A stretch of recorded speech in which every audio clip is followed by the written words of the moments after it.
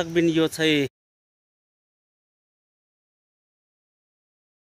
यो चाहिँ हाम्रो गाउँमा पाउँछ। तपाईले इमर्जेन्सी डायरिया भयो भने यसले चाहिँ ठिक गर्छ। यो चाहिँ हाम्रोमा मकरगाँजे भन्छ अनि यसको दाना छ, म देखाउँदैछु।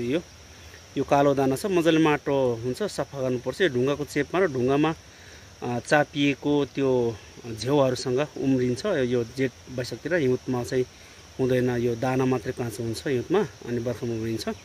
अनि यो चाहिँ जब मजाले चपाएर अथवा यदि सानो बालबालिकाहरू छ भने कुटेर अनि यसलाई पानीसँग सट्टै खुवायो भने एकदम छिटो डायरियालाई रोक्छ। हामी ठुलोले चाहिँ ग्रामगुडम चपायो अनि पानी पियो, एकदम तितो छ तर एकदम राम्रो हुन्छ।